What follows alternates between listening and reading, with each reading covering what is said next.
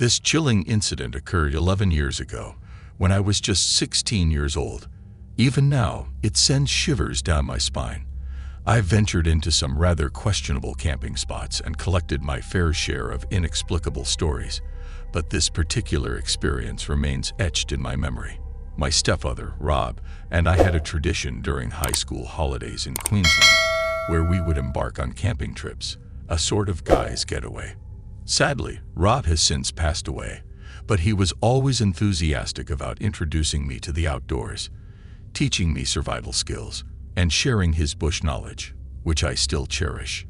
During that year's trip, Rob and I were headed deep into the wilderness, far from civilization or phone reception, to a place known as King's Junction. It was a grueling 9-hour drive from any semblance of civilization, which was longer than our usual trips. After enduring a monotonous drive, we finally reached our campsite, where we planned to stay for the next 6 nights. Setting up our tents and camp kitchen didn't take us long, so we grabbed our rifles and went hunting for wild pigs before nightfall. As the sun began to dip below the horizon, we returned to our campsite, only to find our tents inexplicably knocked over, as if a vehicle had plowed through them. Rob turned to me with his characteristic sense of humor, saying, "Well, looks like we're sleeping under the stars tonight, bud." He always tried to lighten tense situations, and I attempted to chuckle along, but unease gnawed at me. We had been camping countless times in less remote places without incident, apart from the occasional stolen item. I pushed my anxiety aside and continued setting up our sleeping bags under some makeshift shelter. As night fell and we finished dinner, Rob bid me good night and retreated into his sleeping bag. Being 16 and not having the most regular sleep pattern at the time, I decided to stay up a bit longer, listening to Rob's slim, dusty records that he always brought on our trips. At one point, I glanced at my watch, realizing that 2 hours had passed since Rob had fallen asleep, his snoring resonating like a freight train. Suddenly, a chilling sensation washed over me, and I had an overwhelming feeling of being watched. About 50 meters away, there was a tree line and a creek, and I instinctively repositioned my camp chair to get a clear view of it. It was the direction from which I felt those piercing eyes on me. Shortly after adjusting my chair, I observed movement amidst the shadows near the base of the trees. I rubbed my eyes, trying to convince myself that exhaustion was playing tricks on me. But then, as I reached for a soft drink from the cooler, I heard a faint voice calling, "Chris, Chris, Chris, Chris, come here." It sounded distant and faint, almost like Rob calling me. I froze, for Rob was sleeping soundly just a meter away from me. How could he have called me? It made no sense. Panicking, I grabbed my long-range headlamp and shone it towards the tree line where I had seen the movement. What I witnessed next would haunt my nightmares forever. There stood a figure resembling a starved human with emaciated limbs, roughly 6 feet tall, its torso a mere ribcage. Its face was a grotesque visage, straight out of a horror film, with no lips, pure white eyes, and foaming white drool cascading from its mouth. I let out a blood-curdling scream and began to shake Rob awake. Rob, still groggy, grabbed his rifle as I shouted, "What is it? What's wrong?" "There's something in the trees. I saw it. We have to go," I pleaded desperately. Rob, attempting to calm my escalating fear, suggested, "Mate, it's probably just a possum in the tree or something." "I'm telling you, I know what I saw. We have to go," I insisted. Reluctantly, Rob grabbed his rifle and flashlight and ventured out, leaving me behind with a hammer for protection. 10 agonizing minutes passed, and my anxiety grew as Rob hadn't returned. My heart raced, and I began to fear the worst. Finally, I heard footsteps approaching rapidly. Rob rushed back into the campsite, exclaiming, "Hurry up, bud. Pack everything. We're leaving." "What happened? Did you see anything?" I inquired, my nerves fraying. "This just isn't a safe place to stay. We need to go now," Rob responded, trying not to exacerbate my fear further. He hastily threw all our gear back into the ute's tray and instructed me to stay in the passenger seat while he finished packing. As I anxiously waited, Rob started the aging Land Rover Defender. The engine struggled to start, and my heart sank. On the third attempt, just as Rob was about to give up, he froze, his gaze locked in the direction of the tree line. I followed his gaze and felt a shiver run down my spine. There it was, staring at us from the underbrush. Without taking my eyes off the creature, I whispered urgently to Rob, "Please, just start the truck." He turned the key, and the engine roared to life. The creature took a menacing step towards us. Rob shifted the truck into gear, and as he accelerated away from the campsite, the creature followed. I glanced back to see it standing right where I had been sitting, hunched over, still fixated on us. We sped through the dusty night, leaving that harrowing encounter behind. That night remains etched in my memory, and I have no intention of returning to King's Junction. I've since made sure that all my camping trips are within reach of cell reception. The Australian outback, with its beauty and mysteries, can be both captivating and terrifying. Perhaps someday I'll share more of my campfire stories, for in the vastness of the outback, the unknown can be the most unsettling of all. I've encountered a variety of animals in my lifetime, both in the wild and as pets. I've observed tigers at zoos, ventured close to wild boars and their saws, encountered tree-dwelling creatures like possums and flying foxes, and other animals armed with teeth and claws. However, what I experienced that weekend was nothing short of a nightmare. I was a curious woman in my early 30s, still agile despite having 2 children, and with a heart that embraced my inner child. At the time, I was camping, attempting to sleep amidst a symphony of wilderness sounds, buzzing insects, hooting owls, and lizards producing loud clicking noises that tempted me to bury my head beneath a pillow. In the distance, dingoes howled. I struggled to drift off to sleep while listening to this cacophony. Suddenly, as if a switch had been flipped, all the sounds ceased. Before I could fully grasp the eerie silence, I heard something tearing at the fabric of my tent, akin to a Stanley knife slicing through tarp. I armed myself with a hunting knife, mace, and a trusty flashlight. I waited, my senses on high alert, for the disturbance to subside, and then I waited some more. Eventually, I mustered the courage to exit the tent and investigate the source of the commotion. My surroundings were splattered with blood, though I hadn't been hunting that night. Nausea churned in my stomach, threatening to overpower me. I scanned the area frantically, searching for the cause of the bloodshed, wondering if the aggressor was still lurking nearby. Amidst the trees behind me, I heard rustling. Fear gripped me as I worried that something might pounce on me. Then it happened. A creature fell from the tree, landing on me with ferocity. It clawed, slashed, and bit me. I swung my knife wildly in self-defense, and abruptly, it released me. A loud thud followed, accompanied by rapid, retreating footsteps. I strained to catch a glimpse of the creature, but it vanished into the darkness, leaving me in silence. As I mentioned earlier, I had encountered numerous animals in my life, but nothing had prepared me for this encounter. Fueled by adrenaline, I raced back to my vehicle and sped away as swiftly as I could. During my childhood, my mother instilled in me the idea that it's perfectly acceptable to entertain the possibility of the supernatural, ghosts, demons, and aliens. To her, these were all potential realities. From a young age, she shared numerous personal experiences involving the supernatural and encounters with disturbing individuals. One particular story from her past continues to haunt me, as it involves both my mother and her unique upbringing. My mother was born in the United Kingdom, but between the ages of 7 and 14, she was raised in Australia. At the age of 7 or 8, her father decided to take her and her 2 brothers, my uncles, on a vacation to a remote cabin in the heart of the Australian outback.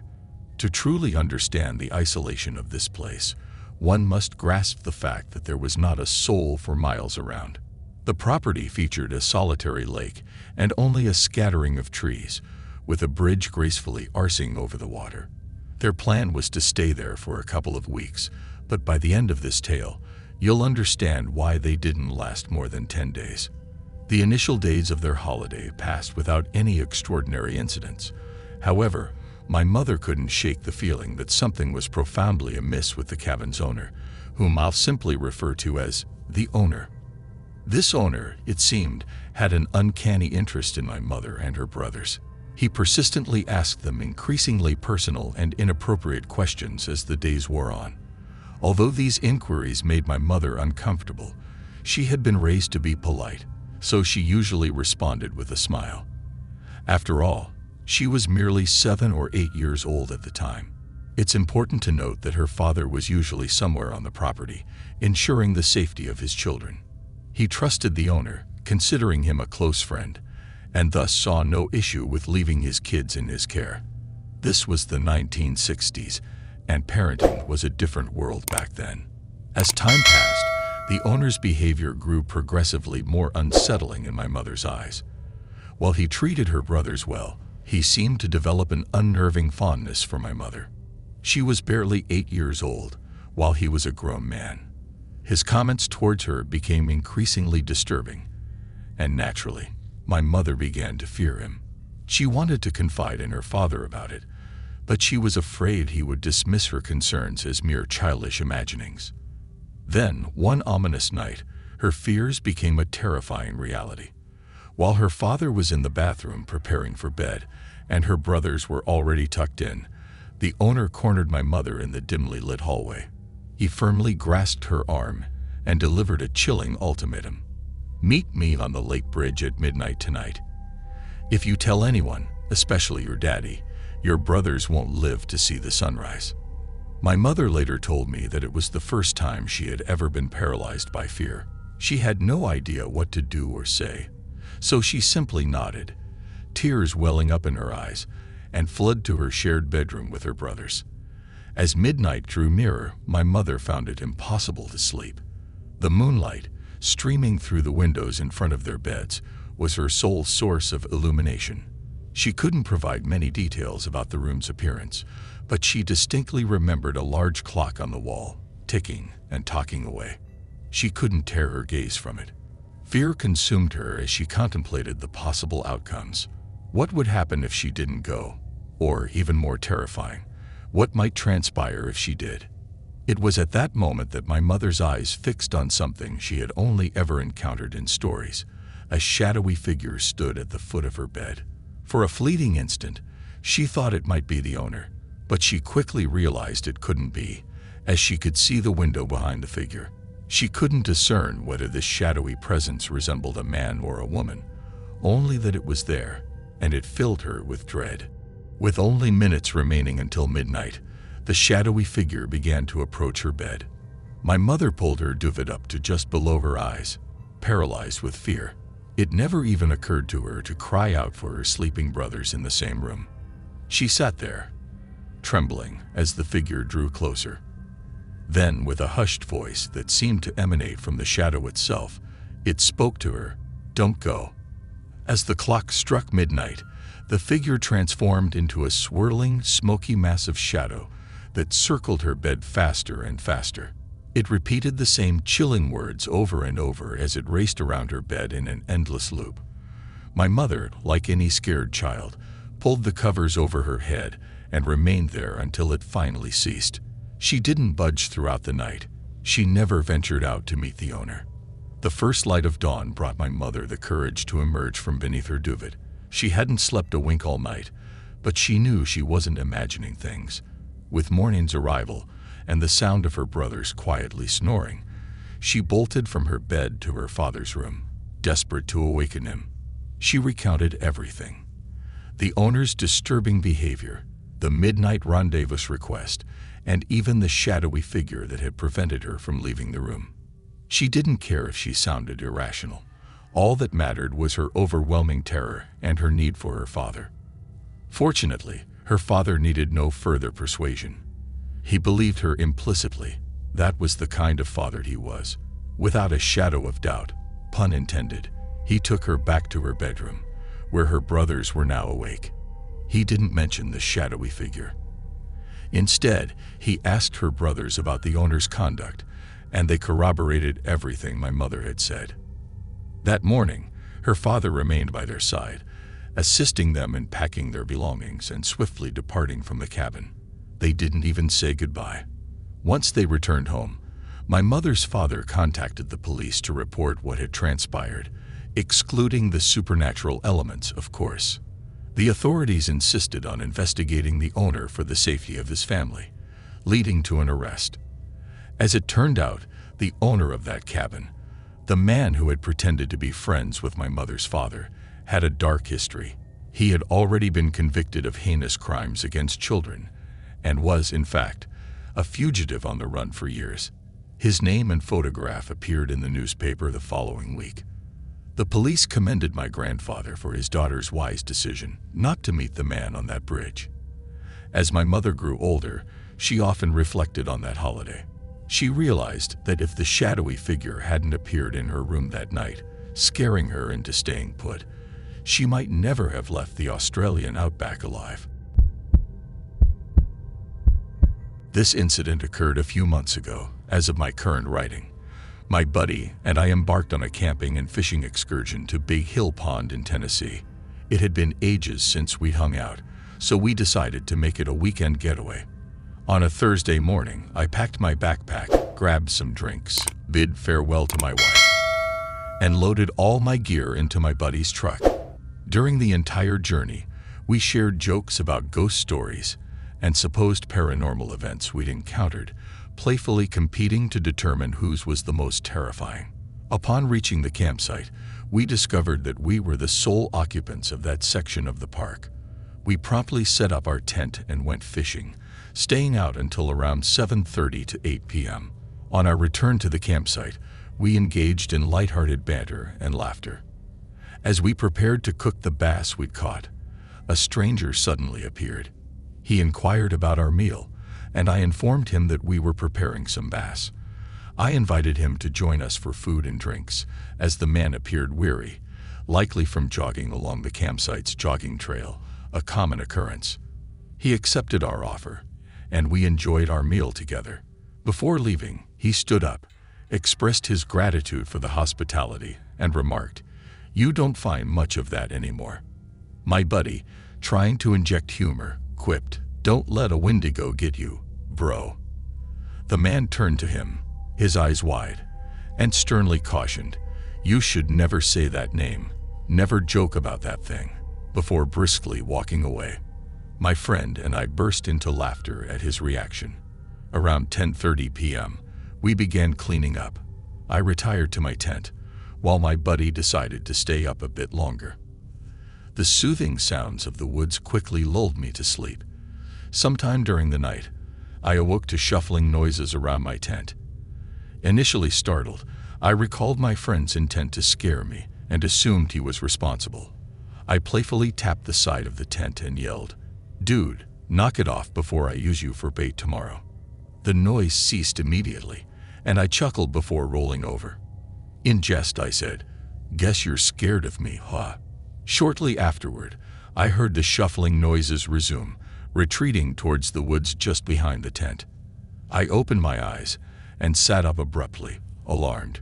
Right in front of me, someone was pressing their face against the tent wall. After thinking it over, I sarcastically remarked, "I'm real funny, dude." The face quickly withdrew, and the noise ceased. I didn't hear anything else for the remainder of the night. The next morning, I confronted my buddy, saying, "Since you want to try and scare me, you can cook breakfast today." He appeared baffled and responded, "What are you talking about?" "I know it was you shuffling around my tent and pressing your face into it to freak me out." I was shaken. We examined the area around my tent and discovered bare footprints all around it. We shared a glance and swiftly decided to leave, fearing what the culprit might do if they returned the following night. As we departed, the man from the previous night stood in the woods across from the tents, smiling and waving at us. My buddy and I exchanged glances once more and made a hasty exit. This tale may not fit the usual supernatural stories, but sometimes people can be more frightening than anything paranormal. Throughout my life, I've harbored a deep fascination for the enigmatic world of cryptids within the realm of the paranormal. It's an interest that has persisted, even though I remain skeptical about many of the purported encounters I've come across. What truly captivates me, however, is the concept of the unknown, the uncharted territories of our world, and the mysteries that lay shrouded within them. The idea of venturing into the great unknown, where countless secrets may still be hidden, has always ignited an insatiable curiosity within me. Yet, as they say, curiosity killed the cat, and it very nearly had the same outcome for me. You see, I'm a resident of New Mexico, a state renowned for its vast desert expanses. However, New Mexico, despite its arid reputation, boasts pockets of breathtakingly lush green landscapes that have managed to flourish amidst the barren terrain.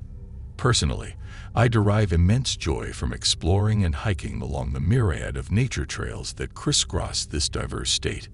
Whether I'm navigating through the unforgiving desert or traversing forested hills, these excursions provide me with a profound sense of connection to the natural world. The incident I'm about to recount unfolded during one of these weekend expeditions in Glorietta, New Mexico, back in May of 2022.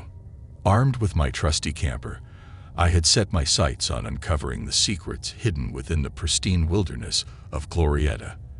While I adore hiking and the thrills it offers, I've always been plagued by a pervasive unease when it comes to camping outdoors at night. That innate fear of the unknown had already been heightened by countless stories of eerie encounters, and the events of that fateful day would serve only to intensify it further.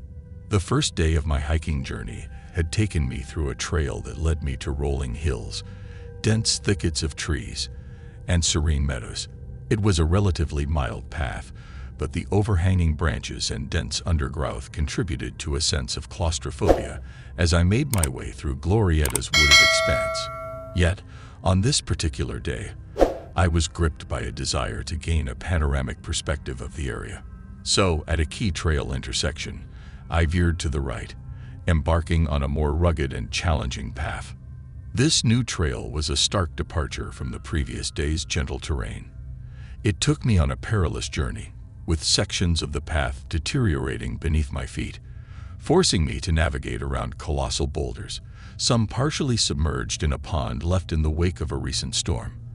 I pressed on, determined to explore the secrets that lay hidden in these untamed lands. Hours passed as I made my ascent, and it was only when I reached what appeared to be the trail's summit that things took a decidedly eerie turn. As I approached the peak, the whistling and howling of the wind through the trees grew increasingly unsettling. Finally, I crested the summit, and the view that greeted me was nothing short of awe-inspiring. From my vantage point, I could gaze out over the expansive Glorietta Valley, enveloped by a sea of pristine forests that stretched as far as the eye could see. In the distance, the campsite lay sprawled below, serving as a testament to the scale of the wilderness I had traversed. After a brief respite to soak in the breathtaking panorama before me, I commenced my descent. It was during this descent, roughly halfway down the trail, that my peripheral vision caught a flicker of movement on one of the switchbacks further below. I came to an abrupt halt and fixed my gaze on the source of the commotion, my initial thought veering toward the possibility of encountering a mountain lion.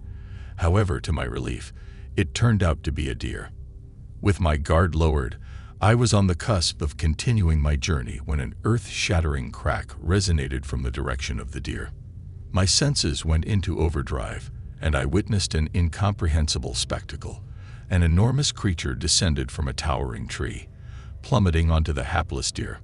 My curiosity surged, rivaled only by the adrenaline coursing through my veins, as I beheld the strangest creature I'd ever encountered. It was colossal, approximately the size of a moose, and its skin bore an uncanny resemblance to the light brown tree bark that adorned the surrounding forest. Its body structure, however, was reminiscent of the mutos from the 2014 Godzilla film, with massive appendages splayed out in front of it. Its rear end rested on two shorter, bulkier limbs, and its forearms were the most striking features, resembling those of a praying mantis, but with a surreal twist. These forearms touched the ground while extending up to its head, featuring 3 joints and curled tips, each about 1.5 feet wide. The creature's hind legs, resembling those of a mountain lion, bore 4 long digits, each tipped with bird-like claws, matching the width of its legs. However, it was the creature's face that struck the most profound terror into my heart. It resembled a grotesque amalgamation of a bat and a short, thick-snouted beast with small eyes and long, spiky, ear-like protrusions. I watched in frozen shock as the creature, having blended seamlessly into the tree, proceeded to devour the deer before my eyes. An unsettling thought gnawed at me. Had it been there when I first ascended the mountain? Had I unwittingly passed directly beneath this nightmarish entity without ever realizing its presence? I could have fled. I could have hidden.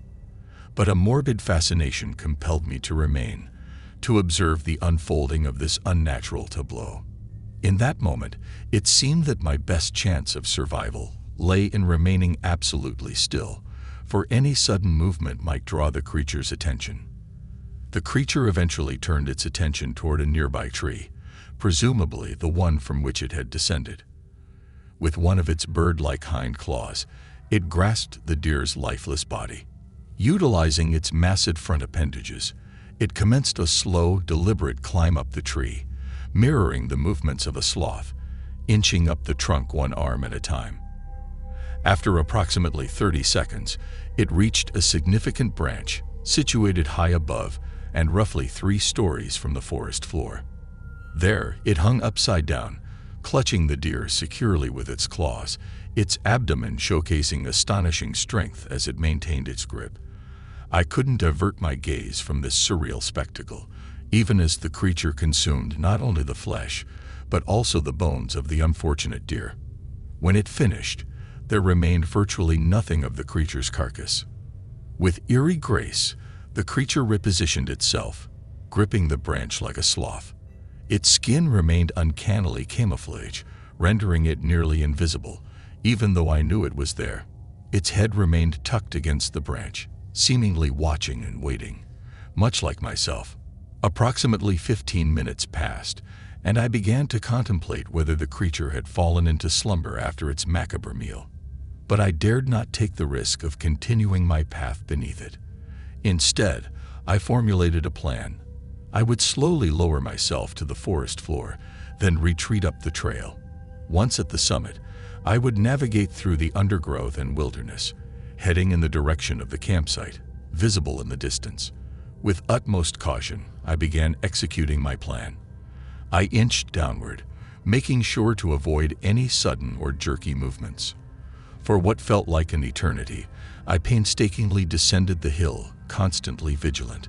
Eventually, my confidence grew, and I became certain that the creature was no longer within my line of sight. I cautiously rose to my feet, surveyed my surroundings, and then commenced a jog back to the summit.